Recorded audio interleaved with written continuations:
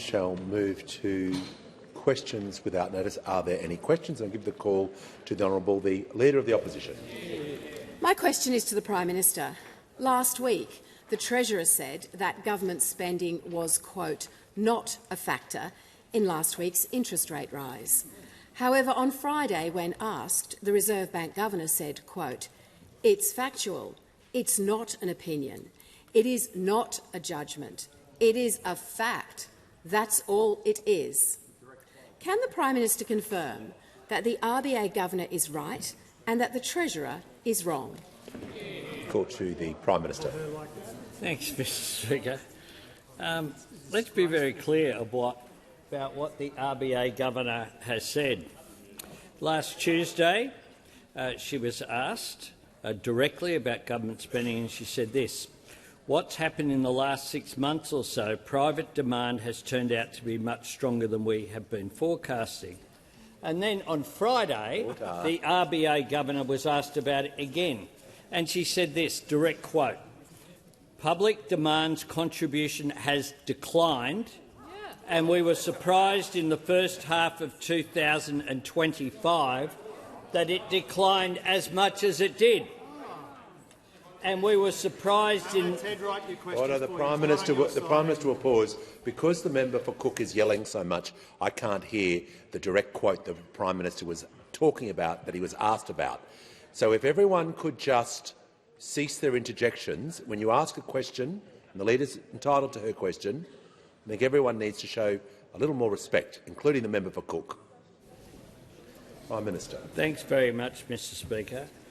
And we were surprised in the latter half of 2025 that private demand on the upside. Then the killer 3 words, they are facts. And indeed they are facts from the RBA Governor.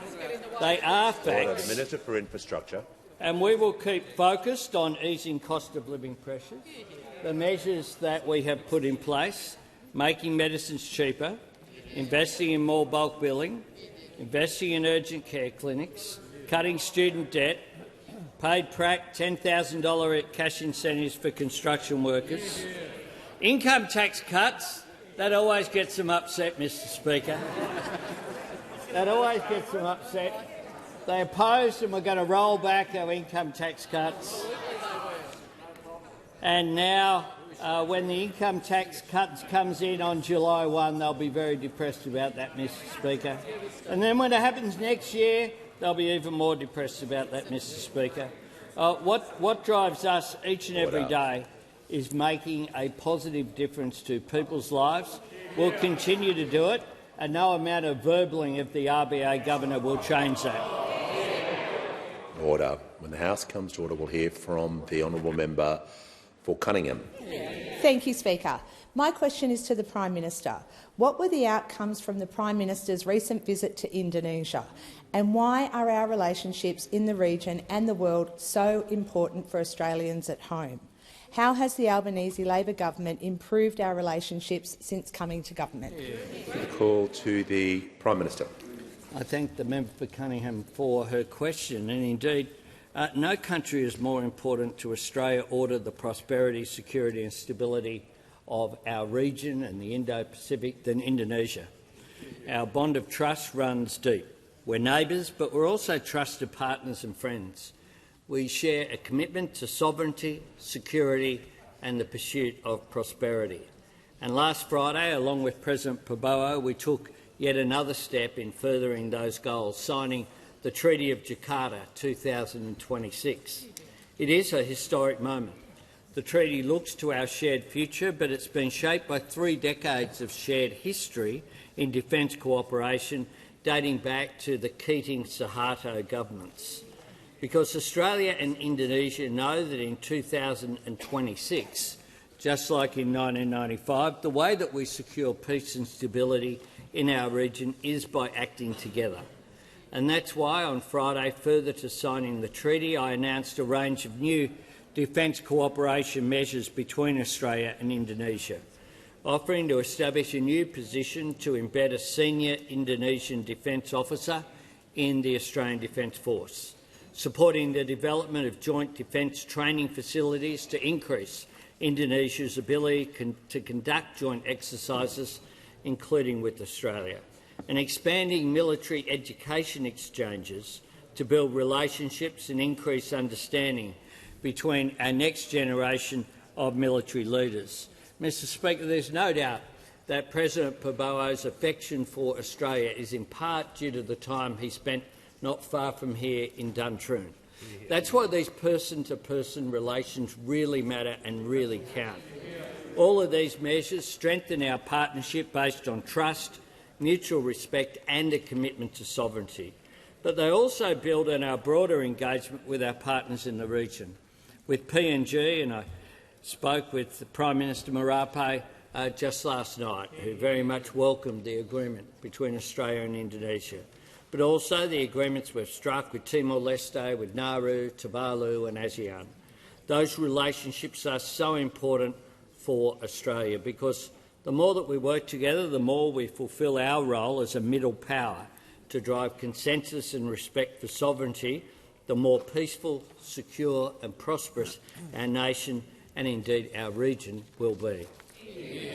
The call to the member for Fowler. Thank you, Speaker. My question is to the Prime Minister. Prime Minister, UNSW research shows Fowler has the highest level of rental stress in the country, with almost half of the renters in housing stress. Working renters in my community are being smashed by high rents and soaring bills, yet most are not eligible for rent assistance or other concessions, even though they do the right thing and pay their taxes. What specific new relief will your government deliver this year for the renters in South West Sydney who are above concession thresholds but still falling further behind? Order. Give the call to the Prime Minister. I thank the member for Fowler for her question. The first thing we will do, of course, that the member for Fowler, I'm sure, is quite conscious of, because I think she voted for the tax cuts and welcomed them, is that tax cuts for every taxpayer, including every single taxpayer in the electorate of Fowler.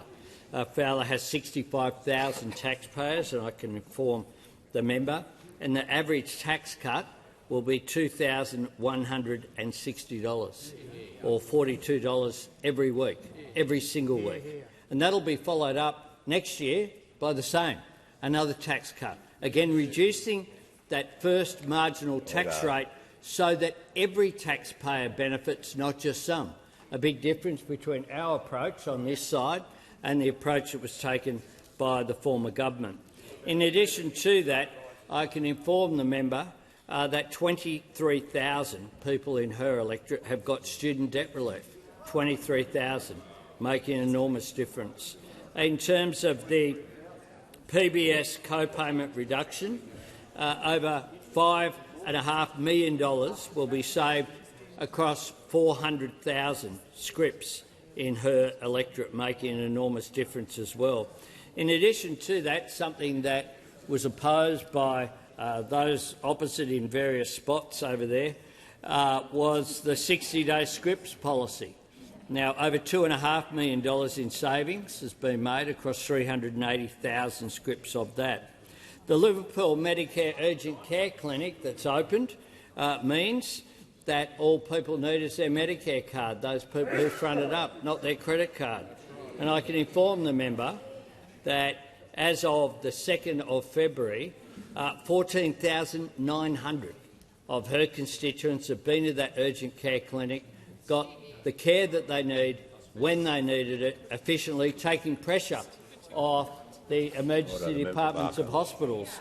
But of course, in addition to that, we have funded an upgrade at Fairfield Hospital as well, putting, even though it's not our responsibility, it's the New South Wales government's responsibility, we are rebuilding that hospital, making it better than ever, making an enormous difference. And as of the changes that we made on the 1st of November to have the tripling of the bulk billing incentive, 9 additional practices in that electorate have converted to be fully bulk billing, meaning a total of 83 practices have signed up to be Medicare bulk billing practices, making an enormous difference to cost of living in the members' electorate. call to the honourable member for Tangney. Thank you, Speaker. My question is to the Deputy Prime Minister. What is the importance of the historic treaty between Australia and Indonesia signed last week? How will this strengthen Australia's relationship with our closest neighbours? Thank you. The call to the Deputy Prime Minister and Minister for Defence.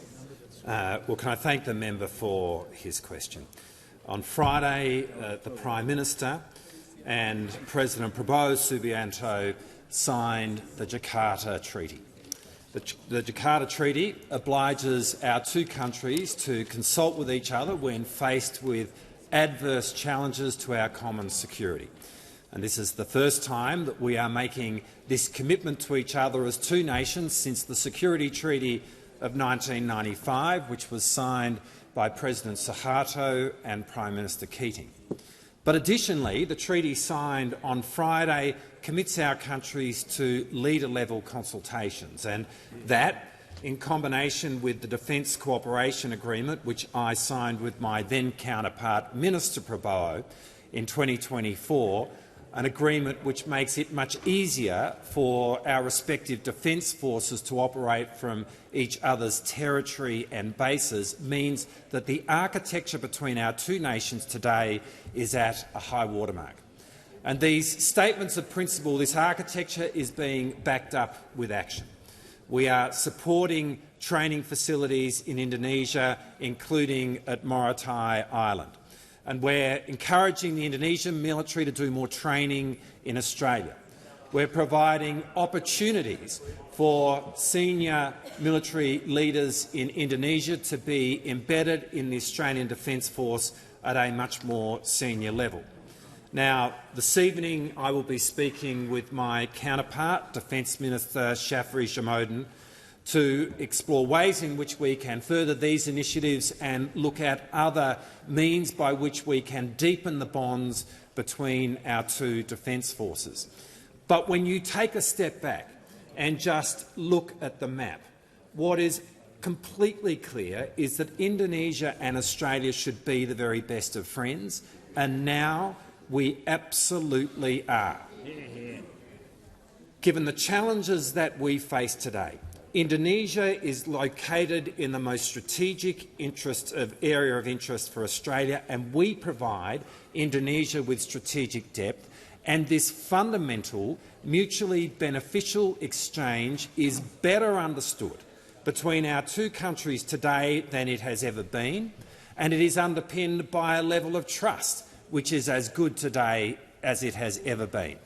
Under the leadership of the Prime Minister, very much supported by the Foreign Minister, and the leadership of President Prabowo, Australia and Indonesia are now moving forward together in the world as the very closest of neighbours, as the very dearest of friends, and with a shared commitment of purpose and destiny. Order. When the House comes to order, we'll hear from the Deputy Leader of the Opposition. Thank you very much, Mr Speaker. And my question goes to the Treasurer. Following last week's interest rate rise, respected Order, TV— No, we're just going to pause. The member for one, and I can't hear the question. So if both sides of the chamber can cease interjecting, and we'll reset, and the Deputy Leader will start his question again, just out of respect for him. Thank you, Mr Speaker. My question goes to the Treasurer.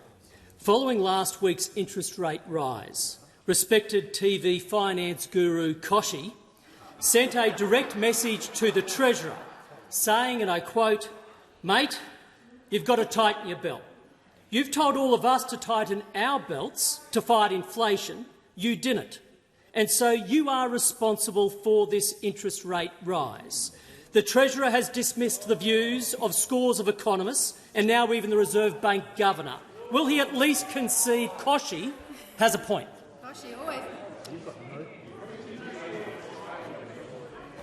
Order. The member for Chifley will cease interjecting or he'll be warned. We'll hear from the Treasurer. Mr Speaker, once again the Shadow Treasurer is being deliberately dishonest. The only people in this parliament verballing the Governor of the Reserve Bank sit over there.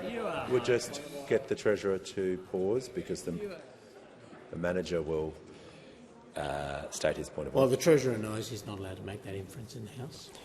Yeah, I'll just get him to withdraw. He can make other claims, but he can't use the word deliberate. Okay. Thank you, Mr Speaker. Once again, the Shadow Treasurer Just get the Treasurer to withdraw. Just to withdraw. I withdraw. Thank you. Once again, the Shadow Treasurer is being dishonest, Mr Speaker, and he interjects that I should apologise to the Governor. The only people in here verbally the Governor sit over there, Mr Speaker. Order. They sit over there, Mr Speaker. Order. Now, I say this about the view that the Shadow Treasurer has quoted from David Koch. So I assume by his logic and by the Shadow Treasurer's logic, if the budget position is the sole determinant of inflation and interest rates, then I assume the Shadow Treasurer and the person he quoted, I assume they held the same view when inflation was coming down last year and interest rates were cut 3 times. But no, they didn't, Mr Speaker. And that exposes, I think, the hypocrisy of those opposite who pretend when inflation's coming down and interest rates are being cut, it has nothing to do with the government. But when inflation ticks up in the second half of the year and interest rates go up, all of a sudden it's 100% driven by the government's budget position. Order. Now, by the Shadow Treasurer's own logic then, Mr Speaker, if we pick up and run with the Shadow Treasurer's own logic, then the fact that they just took to the election a policy for bigger deficits and more debt means they are conceding that if they had won the election, inflation would be higher and interest rates would be higher as well. They can't have it both ways, Mr Speaker, in either respect. They can't say one thing about last year and another thing about this year. They can't say budgets are the primary determinant of prices in the economy only when inflation ticks up towards the end of last year. Now, Mr Speaker, I was also asked about the Treasurer will pause. I was about to say what he was asked about, but I'll hear from the Deputy Leader. Thank you, Mr Speaker. It was on relevance. We've only got less than a minute to go. I'm flattered the Treasurer wants to keep talking about me, but he's not. No, resume your seat. Don't abuse the standing orders by adding that flourish to the response. The Treasurer was saying he was asked about, and that's when you took the point of order, so it's pretty difficult if he's going to directly answer the question or be directly relevant. I'll make sure he is. Thank you, Mr Speaker. I was referring to the gentleman he quoted. I was referring to the Reserve Bank Governor, and that's why I was being relevant to his question. Now, Mr Speaker, as the Prime Minister reminded the House a moment ago, this was the view of the Reserve Bank Governor on Friday. Public demand's contribution has declined, and we were surprised in the first half of 2025 that it declined as much as it did. And we were surprised in the latter half of 2025 that private demand was on the upside. They are facts. That's what Governor Bullock actually said, Mr Speaker. Now, the more divided they get, the more dishonest and the more desperate they get, Mr Speaker, over there. I saw Senator Hume say this morning, Mr Speaker, that they had to reach for the rabbit, in her words. Well, here he is over there, Mr Speaker. That three-ring circus has already got a clown and now it's got a bunny as well, and they are the 2 reasons why nobody takes them seriously on the economy anymore. Order. Give the call to the member for Swan. My question is to the Minister for Resources. How is the Albanese Labor government working with our global trading partners and strengthening the global supply chain of critical minerals and creating secure jobs here in Australia? What is threatening Australia's critical minerals industry? Call to the Minister for Northern Australia and the Minister for Resources. Thank you, Mr Speaker, and I thank the member for Swan for her question, which goes to the heart of Australia's national interests. Last week I was in Washington DC, where I represented Australia at the Critical Minerals Ministerial convened by the US Secretary of State Marco Rubio. 54 nations attended the ministerial gathering, and the message was clear. The world needs more reliable, more transparent and more resilient critical minerals supply chains, and no nation on earth is better placed to supply those minerals than Australia. The Albanese Labor government has stepped up to lead globally on critical minerals and rare earth supply chains. Since day one, this government has been focused on creating more well-paid, secure jobs for Australians. Since day one, this government has developed policies to ensure this nation makes the most of its natural resources advantages by developing a critical minerals industry. We have agreed a critical minerals and rare earths framework agreement with the US, the first country to do so. We have provided leadership by working with the US, the UK, Japan, Canada, Korea, the European Union and the G7+. Over 3.5 years, this united government has worked together to back that diplomacy with serious domestic policy. We have legislated production tax credits for processing critical minerals and rare earths. We have made a generational investment in geoscience. We have created the Critical Minerals Strategic Reserve.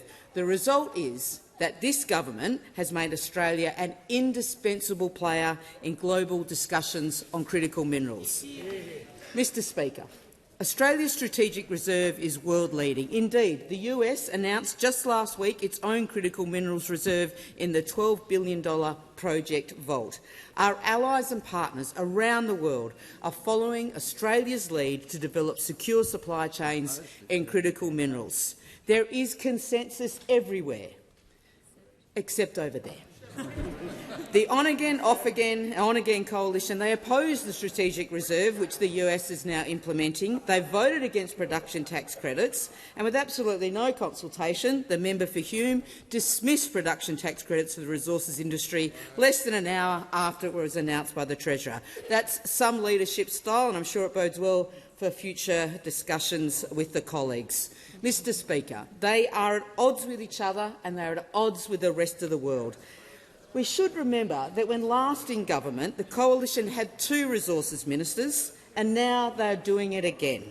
We have an acting shadow resources minister over here, and we have a second resources shadow in the sin bin. Hi, member for Wannon. It's good to see you back there again. Yeah, it's amazing. Now, Mr Speaker, they don't take themselves seriously. They don't take the resources sector seriously. All they do is take the resources sector for granted. Call order. The call to the gentleman for Parks. Parks. Thank you, Mr Speaker. My question is for the Minister of Climate Change and Energy. Was the minister telling the truth when he promised Australians a $275 reduction in their power bills by 2025? Call to the Minister for Climate Change and Energy. The Minister has the call. Well, thank you very much, Mr Speaker. We went to the 2022 election with a very clear policy, and we've been implementing that policy. And the Australian people endorsed that policy last year, knowing the challenges that we faced, in implementing the policy. Order. And I note that in New South Wales, in May 2022, the price of energy at a wholesale level was $320 a megawatt hour. And it's now $75 a megawatt hour. And those over there say, oh, wholesale prices. Well, if wholesale prices don't count, why did the member for Hume promise to make them $70 a megawatt hour? And to be fair to him, in full disclosure, he came nowhere near meeting that promise, to be fair, Mr Speaker, because when he left office they were $280 a megawatt hour. And I note that in New South Wales as well, 77,974 cheaper home batteries have been installed since the 1st of July, meaning those people have reduced their energy prices by up to 90%, by bills by up to 90%, which helps them, obviously, and helps the entire grid as well, reducing prices for everyone. And it played no small part, and they say, oh, rich people. Well, really, when 44% of cheaper home batteries that have been installed are in regional New South Wales, in regional Australia. The Treasurer. Order. Look, I'm trying to hear the member Page, member Barker, member Cook can just take it easy while I hear the member Page. Thank you, Speaker. The point of order is on relevance. Very tight question, which the minister refuses to answer. And the minister was asked pretty much a yes/no question, but as the member for Page knows that I'm not able to direct him to answer it the way that he would like, what I can do is make sure he's being directly relevant to the question that was asked about power bills, and I'm going to make sure he's being directly relevant to the information that he's providing with the House, but I appreciate the member Page would like him to answer it differently. I cannot deliver on that wish for him today. The Minister has the call. And, Mr Speaker, as well as the question, I was also referring to the interjection for those opposite said as rich people who are installing cheaper home batteries. Well, tell that to the questioner, who has in the seat of Parks 1,547 cheaper home batteries, or the person who took the point of order, the member for Page, who has 2,501 cheaper home batteries, and he's elected. Are they rich people? It shows how out of touch those opposite are, Mr Speaker, those regional MPs opposite. Whether they are Liberals or Nationals or One Nation or prefer not to disclose, they are out of touch with their constituents. Order. Temperature was the interjections were way too high during that answer. I do not want to see a repeat performance of that. I'd like to hear from the member for Hughes. Thank you, Speaker. My question is to the Treasurer. What steps is the Albanese Labor government taking to strengthen the budget and support Australians with the cost of living? How does that compare with other approaches? Give a call to the Treasurer. Thanks to the member for Hughes for his question and for the really important contribution that he's already making to our team in this place. Mr Speaker, this government is improving the budget position at the same time as we're helping with the cost of living by cutting taxes for all 14 million Australian taxpayers in the tax system a second and third time this term. Now, these are the big differences between a government which is delivering tax cuts and that shambolic three-ring circus over there, Mr Speaker. Now, don't forget the highest taxing government in recent decades was the Howard government. The highest spending government in recent decades was the Morrison government. And those opposite went to the election with a policy for higher taxes, bigger deficits and more debt. Now, Mr Speaker, the Shadow Treasurer a moment ago asked about tightening the belt. Mr Speaker, he wouldn't know the first thing about responsible economic management. They failed every year to deliver a surplus, and we've already delivered two. They had real spending growth at 4.1%. We've got it down to 1.7%. They were spending almost a third of the economy. We got it down closer to a quarter. They spent most of the upward revisions to revenue. We have saved most of them.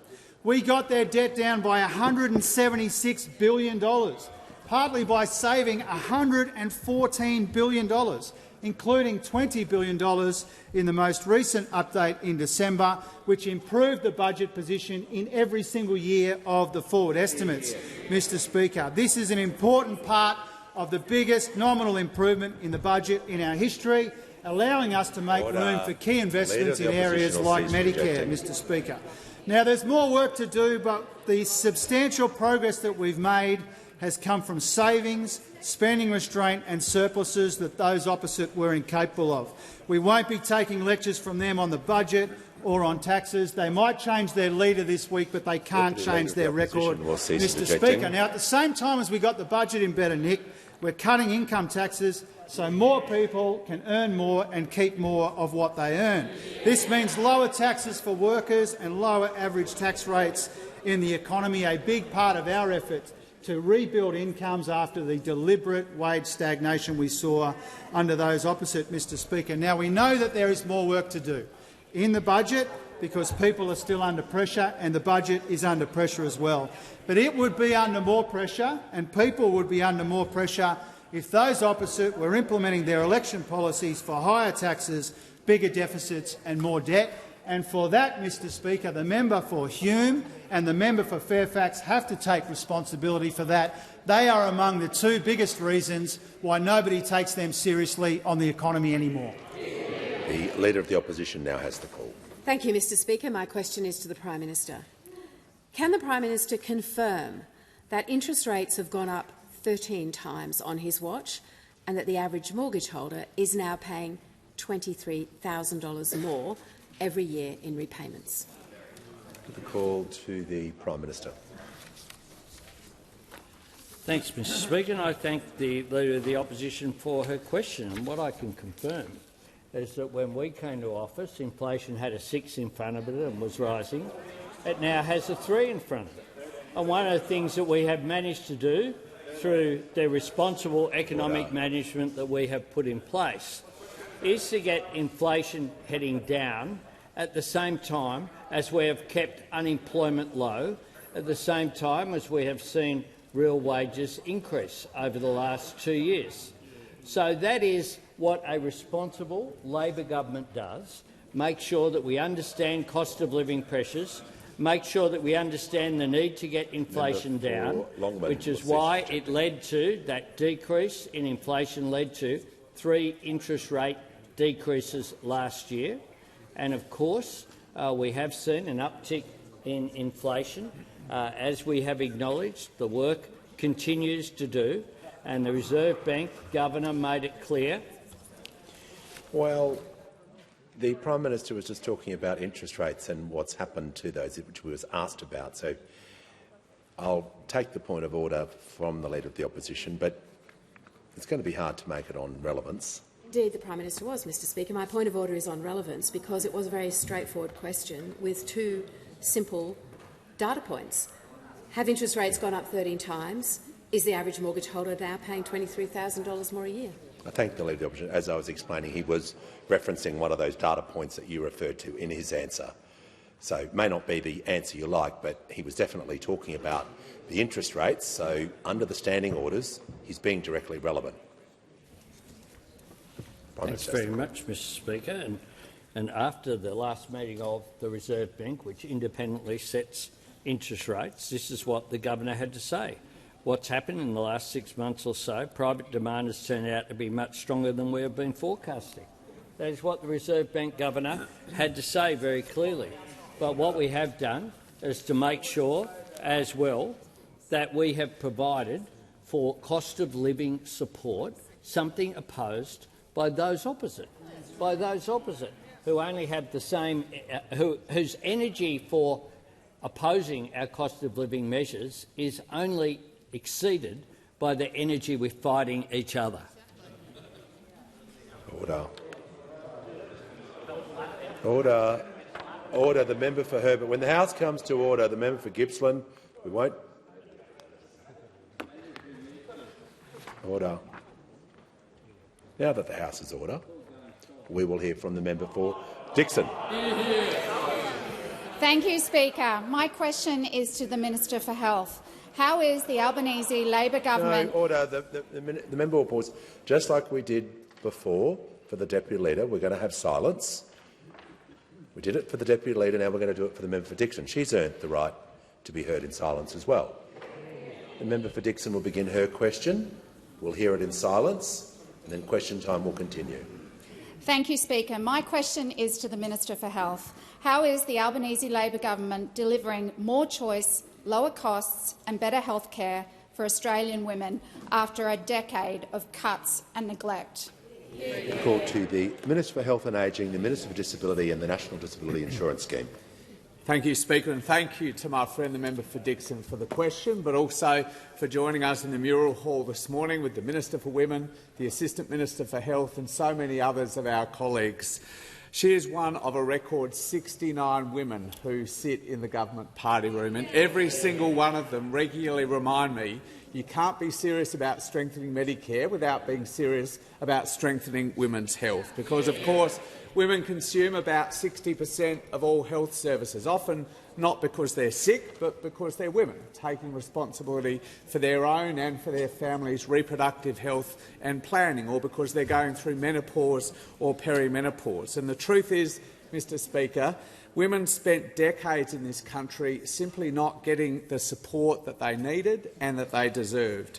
No new contraceptive listed on the PBS for more than 30 years. No new menopause treatment listed on the PBS for more than 20 years. No new endometriosis medicine for more than 30 years. Not because they didn't exist, but forcing Australian women to pay top dollar for the best medicine on the market. Well, this government changed that, Mr Speaker, with a landmark women's health package that we announced 1 year ago today. And I want to pay credit to the Assistant Minister for Social Services, who crafted that package, and to the Assistant Minister for Health, who has spent the last several months implementing it. Because this package has made a real difference to Australian women. More than 660,000 women have filled 2 million scripts for new medicines we listed on the PBS, saving them tens and tens of millions of dollars after decades of inaction. Every primary health network now has a dedicated endometriosis and pelvic pain clinic, either open or due to open over the next several weeks. More than 70,000 women have used the new Medicare menopause assessment since just July, and thousands of women have used bulk billed visits to access long-acting contraceptives like IUDs or implants without having to pay the hundreds and hundreds of dollars they had to pay for that service before the 1st of November. Mr Speaker, for too long, Australian women were getting shortchanged by our healthcare system. Not enough attention to keeping the PBS updated, not enough support during phases like menopause and perimenopause, and too often, frankly, being expected simply to suck it up with conditions like endometriosis and pelvic pain. Well, this package has already gone a long way to righting those wrongs, Mr Speaker, and making sure that Australia's women reap the benefits from a stronger Medicare. Call to the honourable member for Hinkler. Mr Speaker, and my question is to the Minister for Climate Change and Energy. Can the minister name a single Australian who has received the $275 reduction in their power bills by the end of 2025, as promised by the Albanese government? Call to the Minister for Climate Change and Energy. Mr Speaker, I can name 225,531 Australian households that have reduced their bills to zero, Mr Speaker, with a cheaper home battery. And I can name every single Australian household that's seen their energy prices at a wholesale level fall by 44% in the last quarter, thanks to record renewable rates that have been introduced by this government's policies after a decade of denial and delay, after the member for Hume presided over 4 gigawatts of dispatchable power leaving the grid and only 1 gigawatt coming on, which was a tailor-made energy crisis in this country. Thank you, Zan. Order. Order. Just remind the minister he doesn't need to use a loud voice. I can definitely hear him when he's addressing the House. Order.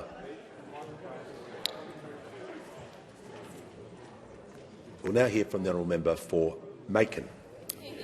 Thank you, Mr Speaker. My question is to the Deputy Prime Minister. How is the Albanese Labor government reforming the defence estate? What has been the response to this, and how does this compare to other approaches? The call to the Deputy Prime Minister and Minister for Defence. Can I thank the member for his question, coming as he does from the great defence state of South Australia. Last Wednesday, the Albanese government announced the biggest reform to Australia's defence estate in our nation's history. Faced with the prospect of spending $2 billion over the next 25 years on defence sites that we barely use, now the defence estate will be completely focused on giving defence what it needs to do its job in defending Australia. And it has been far too long since Australian governments dealt with the defence estate. And in this respect, the Defence Estate Review pointed to a lack of political and organisational will in the past to meet these challenges. Order. And most definitely during the 9 years of the Abbott-Turnbull-Morrison government, those opposite did absolutely nothing about it. And based on what they have said since we made the announcement last week, it is clear that if they were the government today, they would still be asleep today. But what is most astounding is that given this major defence announcement, over the last few days we have heard barely anything from the Shadow Minister for Defence. Not a press conference, no analysis, not even a bark. Because when it comes to reforming defence waste, when it comes to providing for defence efficiency when it comes to building defence capability. All of this is a long way from the Shadow Minister's thoughts. I think lately, maybe, just maybe, the Shadow Minister has been a little distracted by matters which are a bit closer to hand, matters such as that seat right there. But when it comes to the Liberal Party, that is always the issue, because they are always about their own self-interest. They are never about the national interest. We see that defence is about the security of our nation, but those opposites see defence in terms of what security it can provide to the coalition. They're very big on defence rhetoric. Shamefully and infamously, they tried to use the Australian Defence Force to raise money for the Liberal Party. But on this side of the House, we know the importance of defence policy, because when it comes to defence policy, for those opposite, it is just not core business, and it is certainly not core business for that Shadow Minister. The call to the member for Goldstein.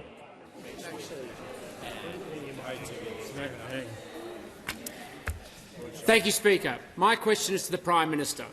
Prime Minister, Treasury has said the small business incentive has failed with a 23% take-up rate. Meanwhile, last year we had the highest number of small business insolvencies on record, with 41,000 collapsing under your tenure. In response to that, the Minister for Small Business mocked and ridiculed those losing their livelihoods and called them, quote, dodgy. Does the Prime Minister support the Minister for Small Business' disgraceful slur that insolvent small business owners are, quote, dodgy? Call to the member for Chifley will leave the chamber under 94A. People cannot interject during questions, or can accept when there is debate in the chamber, but not when there is people approaching the dispatch box, or equally when people are asking questions. We're going to continue with this respect being shown for people asking questions and answering questions. Treasurer now has the call. Thank you, Mr Speaker. The first point is we've learned in recent weeks to tread very carefully when it comes to those opposite verballing people's comments, and so that's the first point. The second point. Order. The second point is that the program that the Shadow Minister is referring to was a coalition program. That's the second point. And the third point about business insolvencies, Mr Speaker, of course we understand that businesses, especially small businesses, are under pressure. But I want to provide for this House, because those opposite are quick to, I think, use figures in a misleading way. I wanted to point out the following, Mr Speaker. Order. Insolvencies as a proportion of companies under the Albanese government have been the lowest for any government on record, Mr Speaker. They are lower, business insolvencies are lower than they were under Prime Minister Howard, Mr Speaker. They are lower than the 9 wasted years of Prime Ministers Abbott, Turnbull and Morrison, Mr Speaker. Insolvency rates as a proportion of businesses lower under this government than under the Howard government and the 3 governments which preceded us, Mr Speaker. They are currently almost half of the pre-COVID average. That's business insolvencies. Now, if you want to use, instead of using the percentages, Mr Speaker, they want to use nominal, they want to use the total amount of businesses. Isn't it strange that they never mention, Mr Speaker, that since the government came to office, we've averaged around 26,000 new companies each month, according to ASIC data. Now, this is more than 20% higher than the average under the former government, Mr Speaker. More businesses being created on our watch than our watch, actually more than 2.5 times what was recorded under the Howard government, Mr Speaker. And so that's an important bit of perspective, I think, when those opposite peddle partial numbers telling a partial story, Mr Speaker. Of course we support small businesses. The Small Business Minister is an extraordinarily dedicated minister to the small businesses of this country. Because of her work and Minister Collins before her, Our government is providing more than $2 billion in targeted support for small business, including in the program that was drawn up and implemented by those opposite, which is currently underperforming. The call to the honourable member for Jagga Jagga. Thank you, Speaker. My question is to the Minister for Climate Change and Energy. How is the Albanese Labor government working with households to modernise and rebuild our energy grid after a decade of neglect? Call to the Minister for Climate Change and Energy. Well, thank you, Mr Speaker. I thank my honourable friend for the question, and more importantly, I thank her for the absolutely outstanding work she does as Special Envoy on climate change and adaptation.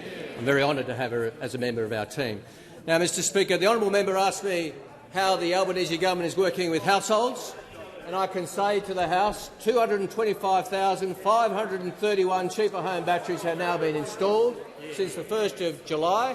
And when you consider, Mr Speaker, that the average size of an Australian household is 2.5 people, that's well over 500,000 Australians, more than the population of the ACT, have benefited from reducing their energy bills by up to 90%, and that is increasing by about 1,000 households a day.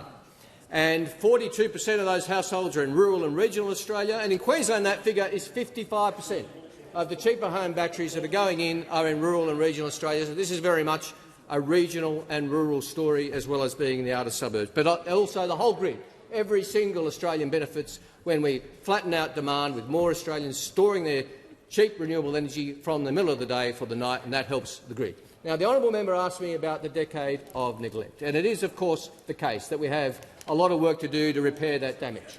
Over the decade of the Liberal government, we saw 4 gigawatts of dispatchable power leave the grid and only 1 gigawatt come on. And I can tell the House, since we came to office in May 2022, we have actually added 7.7 gigawatts of dispatchable large-scale power. 7.7 gigawatts, and that's not even counting the cheaper home batteries that we've installed.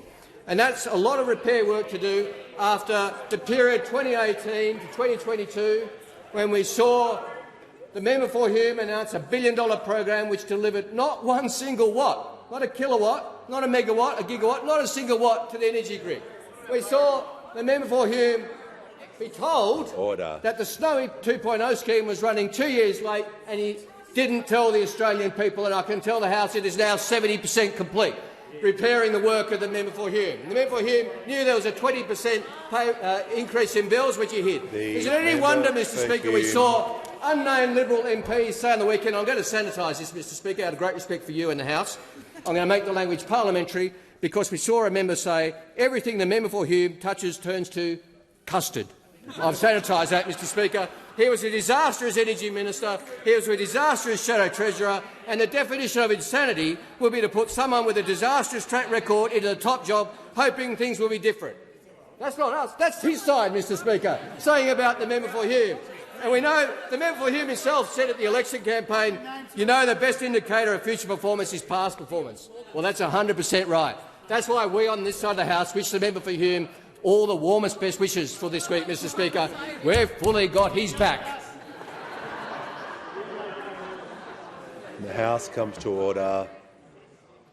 Shall hear from the honourable member for Keogh. Thank you, Speaker. My question is for the Minister for Aged Care and Seniors. The government's new single assessment scheme is failing older Australians. I'm hearing from many constituents about the long wait times for assessments and that experienced clinicians are unable to override algorithmic decision-making. It's reported that more than 120,000 Australians are still waiting one of these automated assessments. Minister, are these once-in-a-generation reforms just robo-aged care? Call to the Minister for Aged Care and the Minister for Seniors. Thank you, Mr Speaker, and I thank the member for her question. And I acknowledge her constructive engagement around aged care issues and the compassionate support that she provides for her community. However, I respectfully disagree with the premise that she has put forward in her question. The Aged Care Act has moved from legislation to implementation. We promised to deliver generational reform to the way we care for older people, and that's exactly what we're doing. We're now focused on the practical work of this delivery, continuing to work closely with the sector and making sure that we get the settings right. And that work is being done with older Australians firmly at its centre.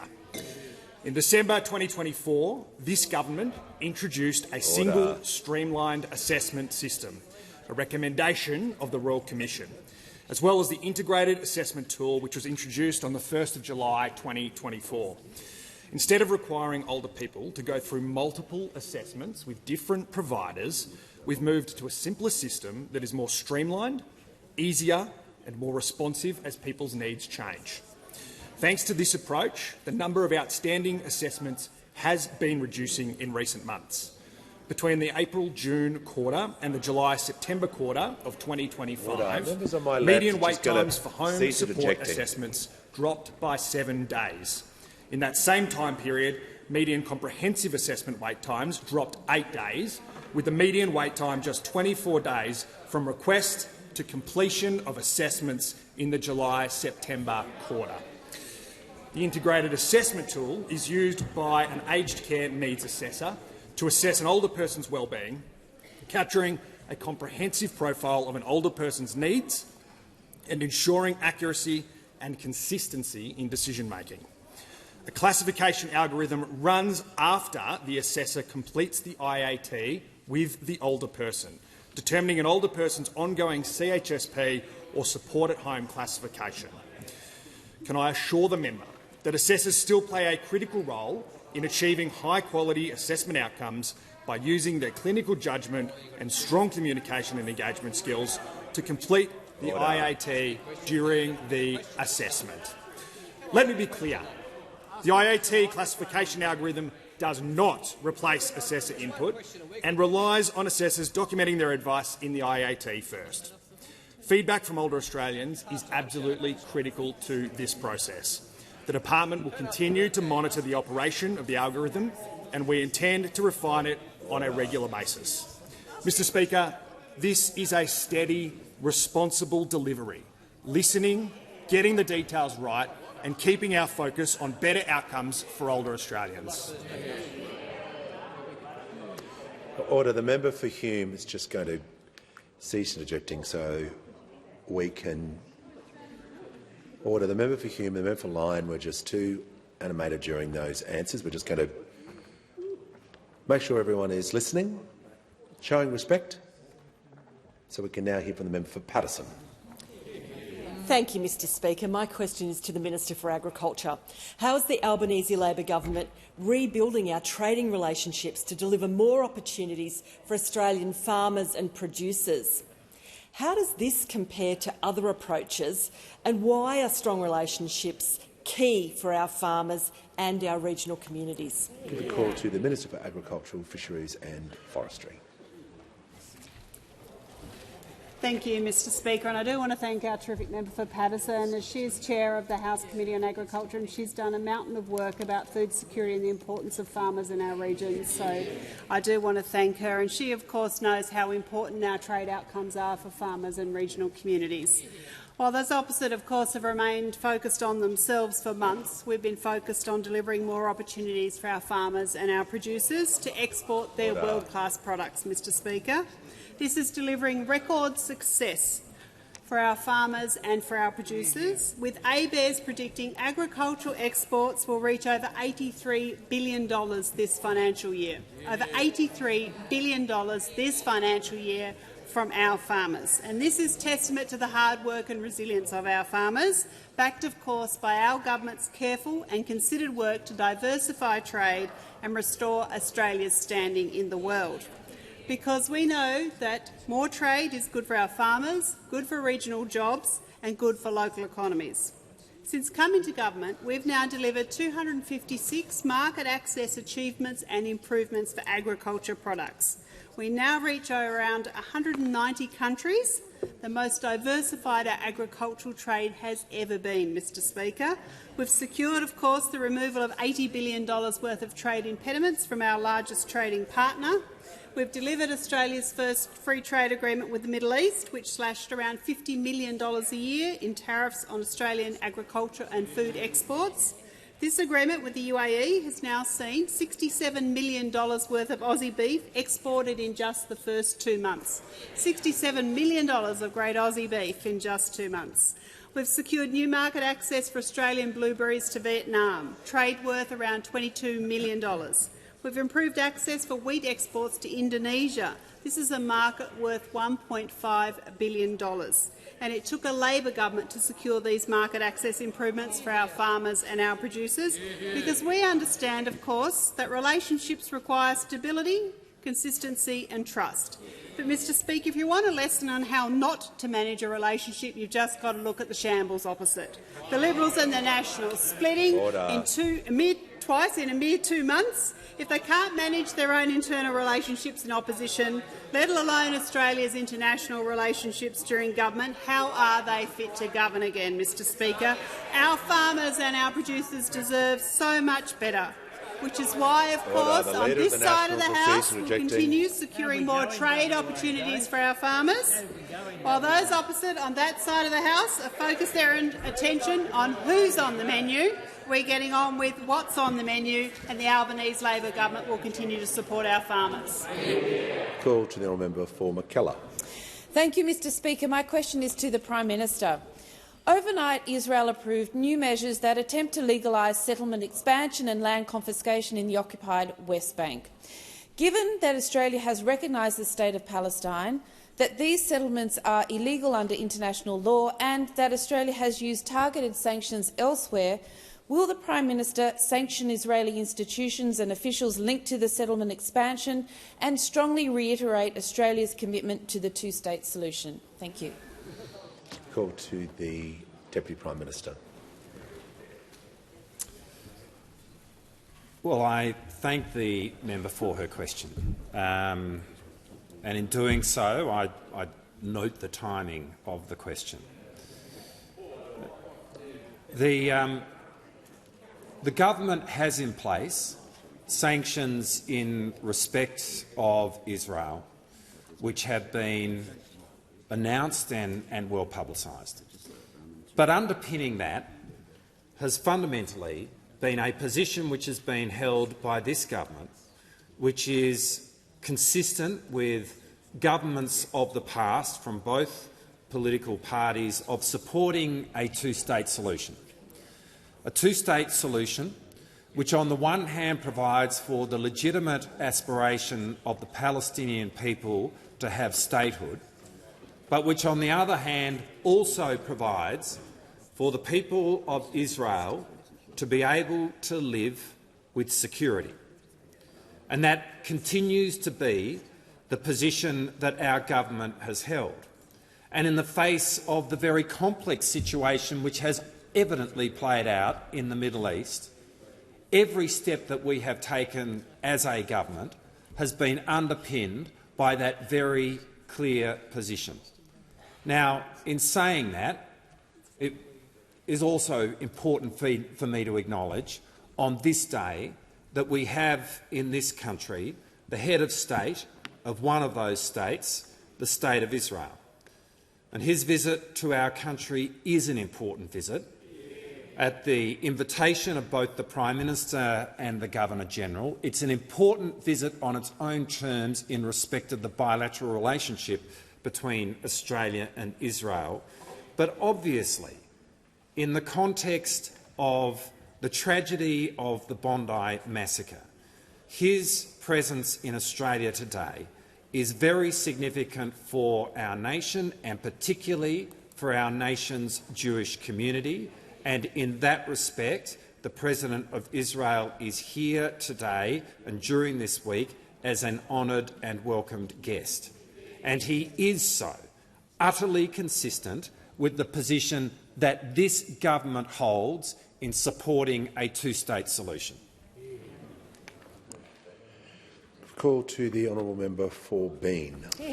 Speaker, my question is to the Minister of Veterans Affairs and Defence Personnel. What is the Albanese Labor government doing to grow the Australian Defence Force's capabilities in new domains, and why is this important? Call to the Minister for Veterans Affairs and the Minister for Defence Personnel. Well, thank you, Mr Speaker, and I thank the member for Bean for his important question. Many think about the ADF in terms of land, air and sea, but our capabilities across space and cyber are becoming increasingly important. And so I was proud today to be able to launch 2 new direct recruitment roles into the Australian Defence Force, our Space Operator Officers and our Space Operator Specialist roles. These are new direct recruitment roles into our Defence Force. And it means for those that are gravitating towards a career in defence, they will now be able to consider a career in space. A job that would be out of this world for those of us when we were in school now becomes something that is attainable to them. And this means that we will be having people join our Defence Force being able to perform vitally important roles across satellite communication, missile detection, intelligence, reconnaissance, weather and environmental observation, and of course being able to be aware and to observe what's going on in the important domain of space. We always talk about being aware of those other domains and what may be confronting our country during these most difficult of geostrategic circumstances, and it's important that we are able to do that in the space domain as well. And we do this in a context where we are growing our Defence Force, with more than 300 different roles available for direct recruitment into our Defence Force now.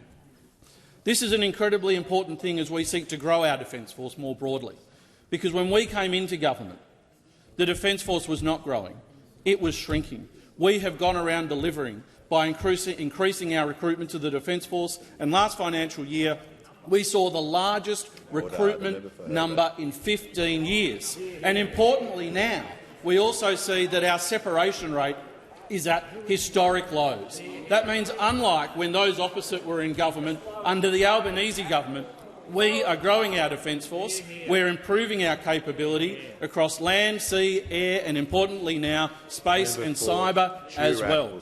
We are concentrating on delivery for our national security in government, while those opposite are only focused on division and themselves. Call to the honourable member for Cook. My question is to the Treasurer. The RBA Governor confirmed what the Treasurer would not, that government spending contributes to pressure on interest rates. Confirming what we all already knew, the Governor said, quote, "That's logical, it's mathematical, that's what happens." Given economists, former RBA board members and now the RBA Governor herself all acknowledge government spending contributes to inflation and the latest interest rate rise, why can't the Treasurer? Call to the Treasurer. Thank you, Mr Speaker. Once again, dishonestly conflating 2 different things. The idea... Wasn't it deliberate was the problem? Order. The manager on a point of order. Again, the Treasurer is imputing a motive to a member asking a simple question, and it's out of order for him to make that suggestion. Well, I listened carefully. It's a different category from the earlier one, where he accused the member of deliberately doing something. It's his opinion that he is asserting at the moment, and that's why I'm ruling that in order. All right. Well, I can fix this pretty easily by getting the Treasurer just to change that wording to make sure it complies. But order, and that's why I'm agreeing with the manager. So when I'm on your side, make sure you listen carefully. So we'll fix this, and then we can move on. The Treasurer. Mr Speaker, the more divided they get, the more desperate they get. The point that I'm making is those opposite have tried to conflate 2 very different things. The idea that public demand is part of the calculation of aggregate demand is not contested by anyone, Mr Speaker, and that's what they're pretending that we are contesting. We are not. The question isn't whether public demand is part of aggregate demand. It's whether public demand was responsible for the bigger-than-expected tick-up at the end of last year, and plainly it wasn't, Mr Speaker. Now, those opposite should stop verballing the Governor of the Reserve Bank and look at what the Governor actually said. The Governor herself said on Friday that she was surprised how quickly public demand retreated and how much private demand accelerated. That's the same factual point that they made in the statement on Tuesday, and the same factual point that I have been making during the course of last week, yesterday on Insiders, and this week as well. In fact, Mr Speaker, the budget has improved in both updates last year, quite significantly in the December update, and also a budget improvement in March as well, Mr Speaker. Now, I remind the member again, as I had to remind the Shadow Treasurer, by his own logic, there would be more inflation and higher interest rates if they'd won the election and implemented the member for Hume's policy for higher deficits this year and next year, at the same time as he wanted to increase income taxes on all 14 million Australian taxpayers, Mr Speaker. Now, in a lot of organisations, that would get you marked down. In that one, it gets him promoted, Mr Speaker. It gets him promoted. Now, the same people who say now that inflation and rates are determined primarily by budgets weren't saying that last year when inflation was falling and rates were cut 3 times, Mr Speaker. They should stop conflating two very different things. I don't expect much better from the member for Fairfax, but we should expect better from the member up the back. Call to the honourable member for Brisbane. Thank you, Speaker. My question is to the Minister for Housing. How is the Albanese Labor government supporting Australians into home ownership? What other approaches has the government been asked to consider? Call to the Minister for Housing, the Minister for Homelessness and the Minister for Cities. Thank you, Speaker, and I am absolutely thrilled to get this question from the member for Brisbane. Just recently, we ticked over 2,000 of her constituents who have gotten into their first home because of her advocacy and our government's backing. Speaker, 2,000 people in her community and many more to come. Now, Speaker, we've got a housing challenge affecting our country that's been cooking for 40 years. For 40 years, we have not been building enough homes, and all of the pain that Australians are in today with relation to housing really comes back to that problem, whether it's house prices rising too quickly, rents going up too fast, or that really visible effect that all of us see in our communities, that rising population of people who do not have a stable roof over their head. Now, Speaker, these problems are serious enough, but one of the things that is so concerning to our government is the fact that this is not a burden being fairly shared by Australians. What we see is that, without question, it is younger Australians and it is Australians on low incomes who are bearing the brunt of this. Now, Speaker, I know that you talk to a lot of young people around the country, and hopefully all of us as representatives are speaking to our younger constituents. And so you will hear them talk about the fact that for so many of them, housing is the defining problem in their lives. The minister will pause. The member for Barker has been completely interjecting right throughout question time. He's come alive, so he's now going to leave the chamber under 94A. Simply unacceptable to be interjecting non-stop in every single answer. Thank you so much, Speaker. The Minister in continuation. Thank you so much, Speaker. So this is a problem that is very heavily falling on the younger people of this country, and the numbers don't lie, Speaker. A lower-income young Australian is about half as likely to own their own home today as in the year that I was born. Now, Speaker, that is why our government has such a bold and ambitious agenda to address the housing situation for young people around our country. Now, Speaker, the 5% deposit program that is so offensive to those opposite is something that has now helped 220,000 Australians into their first home on our watch, because we have a pretty simple belief, Speaker, and that is we believe that ordinary Australians should get the chance to get into their own home, and we are right here to back them in. Now, Speaker, the member asked me about alternative approaches, and what a pity it is that those opposite, once a serious political force in this country, have nothing sensible to say about one of the biggest challenges that faces our country. Now, we had the Shadow Minister for Housing give an interview last week, and he was asked about the Coalition's policy, and this is what he said, Speaker. I'm quoting him directly. He said, "We've been too busy talking about the internals of the Liberal Party to do any work."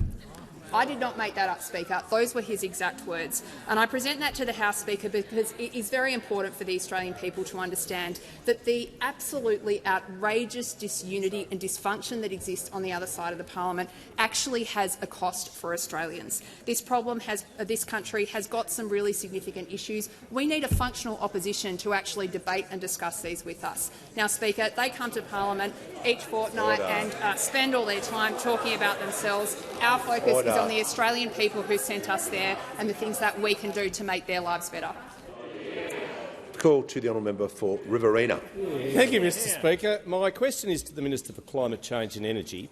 In the lead-up to the 2022 election, the Prime Minister repeatedly promised a $275 reduction in household energy bills, and I quote, "I don't know, I know, because we have done the modelling." Without mentioning home batteries, will the Minister finally admit the Prime Minister was wrong, the modelling was wrong, and Australian families are paying the price every day for this government's abject failure to deliver on its promise? Call to the Minister for Climate Change and Energy. Well, thank you, Mr Speaker. I understand the honourable gentleman doesn't want me to mention the 2,390 households in his electorate that have received a cheaper home battery, but I feel obliged. I feel obliged to speak on their behalf, Mr Speaker, to defend their right for a cheaper home battery that those opposite oppose. I mean, those opposite talking a lot about spending cuts at the moment.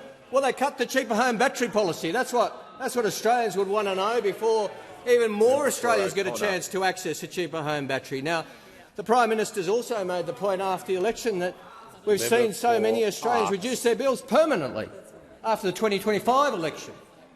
Seen so many Australians, 225,000 Australian households, and times 2.5 in terms of numbers of people, reduce their bills permanently, in many cases to zero, in many cases get a rebate. We think that's a good thing.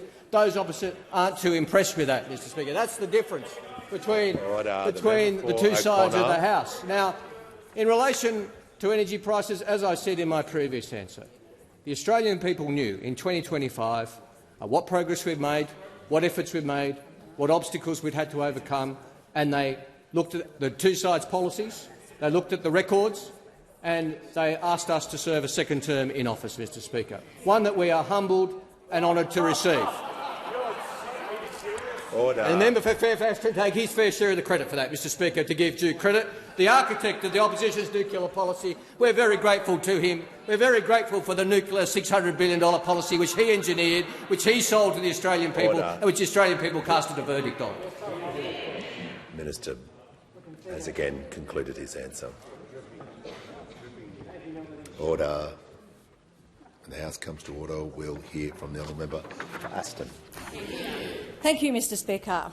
My question is to the Minister for Education.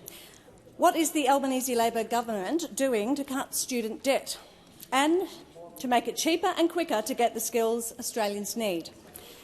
And why is unity so important in delivering for Australians? Call to the Minister for Education.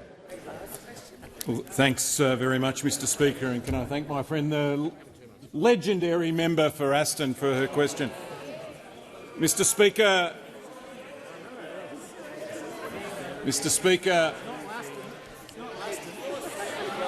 Speaker, school's back and university will be back very soon too, and this year more Australians will start a university degree than ever before.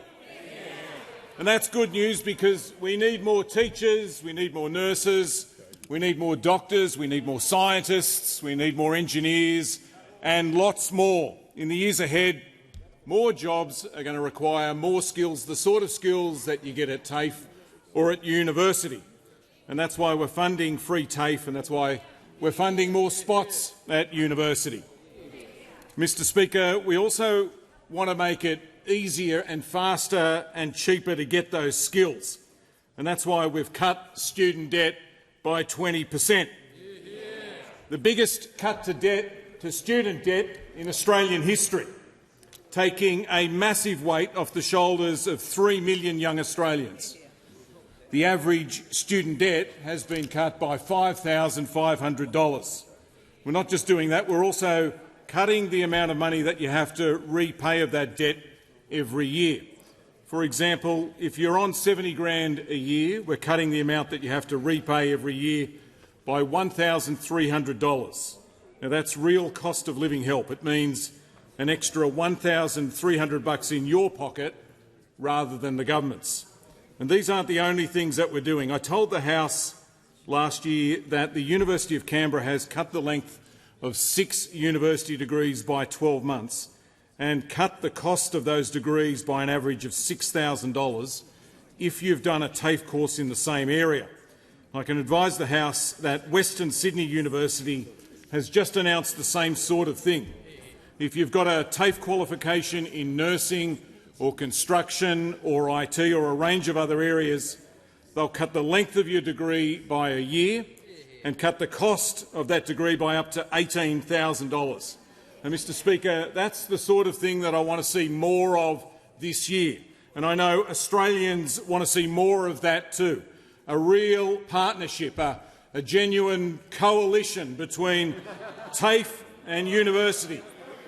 A tailor-made coalition that stands for something and that gets things done, that'll help to make sure that your degree is shorter and cheaper and gets you the skills that you need. That's the sort of thing that Australians want, a coalition that's focused on them.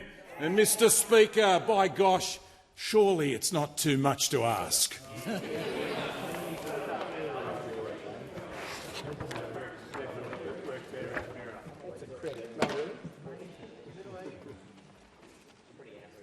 Give a call to the member.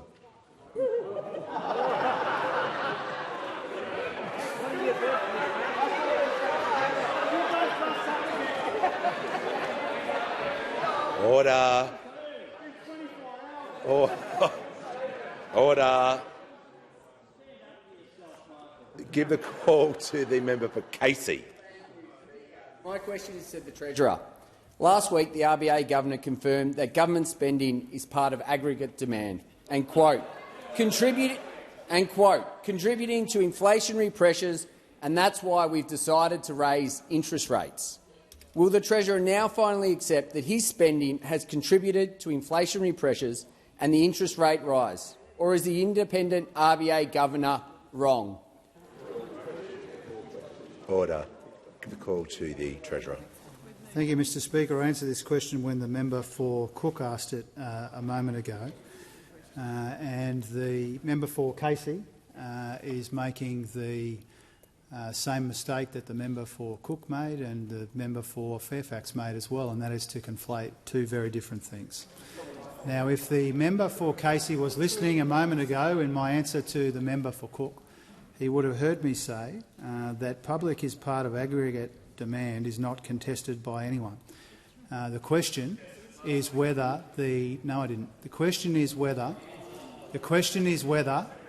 public spending is responsible for the higher than expected tick-up in inflation towards the end of last year. And here I refer the honourable member, as I referred the other member and the one up the front for the time being, that this is what the Governor of the Reserve Bank actually said, Mr Speaker. Governor of the Reserve Bank, quoting, "Public demand's contribution has declined and we were surprised in the first half of 25 that it declined as much as it did. We were surprised in the latter half of 2025 that private demand on the upside, they are facts." Mr Speaker, they made a similar point in the media release that they put out on the Tuesday. Governor Bullock made that point a number of different ways on Friday as well. What those opposite are desperately trying to do is to verbal the Reserve Bank Governor in an attempt to drag her I think, in an unedifying way, into a political contest because they're desperate to distract from the fact that they are hopelessly divided. It is a shambolic opposition, and the more divided they are, the more desperate they become in trying to verbal the Reserve Bank Governor. It's possible to understand, as I do, as the Reserve Bank Governor does, that public demand is part of aggregate demand, and also to acknowledge again, as I have and as the Governor of the Reserve Bank has, that the tick-up in inflation towards the end of last year, which was unwelcome and led to the interest rate decision last week, was primarily because of the uptick in private demand that the governor has referenced herself on a number of occasions. And so I would encourage those opposite to be more respectful of the governor, to quote her accurately. I mean, last week the opposition leader tried to drag the Treasury Secretary into it, and now they're trying to drag the Reserve Bank governor into it as well, Mr Speaker, and they should understand that they are referring to two very different things. I think that they are deliberately conflating them to try and cover up for the fact those opposite are a three-ring circus. This government won't be distracted by them. Give a call to the honourable member for Whitlam. Thank you, Speaker. My question is to the Minister for Communications. How is the Albanese Labor government's social media age restriction helping to protect young people online? What has been the response? Call to the Minister for Communications and the Minister for Sport. I thank the member for Whitlam for her question. The Albanese government is proudly leading the world in our mission to protect our kids from the persuasive and pervasive pull of social media. In the wake of 4.7 million accounts being deactivated, removed or restricted in the first week of our social media laws, leaders from across the globe are now following in Australia's footsteps. Because the battle to protect young people online transcends the boundaries of any country or continent. In the lead-up to and after 10 December, I've met with leaders from across the globe and the political spectrum who are inspired and encouraged by Australia's courage and conviction to take on big tech. In recent days, Prime Minister Pedro Sanchez has committed to protecting Spanish children from the digital Wild West by delaying access to social media until the age of 16 years old. Joining Australia in our mission, he recognised that children are being exposed to a space they were never meant to navigate alone. We will no longer accept that. We will protect them. President Emmanuel Macron said consensus was being shaped on the need to protect future generations, with French lawmakers passing a bill delaying access to social media until the age of 15. Prime Minister Keir Starmer is looking closely at Australia's social media law, and I look forward to meeting with the British Secretary of State Liz Kendall to share our experiences and our success. Our friends across the ditch, Prime Minister Christopher Luxon, is deeply supportive of delaying access to social media until the age of 16, and they are preparing to introduce their own laws. Denmark is standing up to the social media giants with their own minimum age laws, citing that the cell phone and social media are robbing our children of their childhood. Norway is putting a stop to tech companies that are pitted against small children's brains, enforcing a minimum age of 15. And the list continues with Malaysia, the Czech Republic, Romania and Egypt. And I expect other countries will now follow as Australia's waves ripple across the globe. As American social psychologist Professor Jonathan Haidt said, Australia's law is by far the most important single piece of legislation ever enacted on planet Earth to protect children in the internet age. We stare down everybody who said it couldn't be done, some of the most powerful and rich companies in the world and their supporters, and now Australian parents can be confident their kids can have their childhood back. The world is looking to Australia and the action that we are taking. We will not back down from this fight, and we are proud to be leading the world in making the digital world safer for our kids. Order. I'm just asking members on my left to show some restraint, particularly on the topic that we're discussing in the parliament.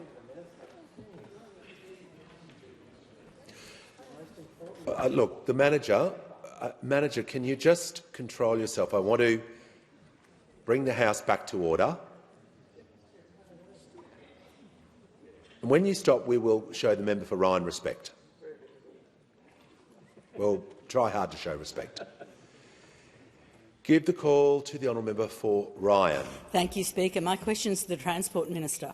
Combank, CSL and Qantas were all privatised by Labor, and now you're set to follow those footsteps and let Airservices Australia sell off billions in firefighting assets, though Airservices will lease these back anyway. Why let Airservices sell out our hard-working aviation firefighters and risk aviation safety with an accounting trick that will cost more in the long term? Call to the Minister for Infrastructure, Transport, Regional Development and Local Government. Thank you very much. Well, it is true that our aviation assets are ageing.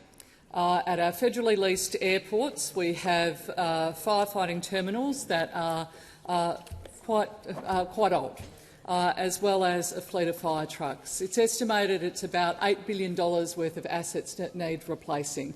The government has made no decisions about how it is going to fund the replacement of those assets. Airservices has requested to explore whether there is opportunities for Australian super funds to invest in these assets, and I have suggested that that can continue, but the government has made no decisions about this. But I want to make sure that our firefighters, wherever they are, but particularly the ones that I have responsibility at Airservices, continue to be government employees always, but that they also have the best possible equipment to fight fires at airports. I want to make sure that that is the case, but the government has made no decisions about this matter at all. Call to the honourable member for Boothby. Thank you, Mr Speaker. My question is to the Minister for Infrastructure and Transport.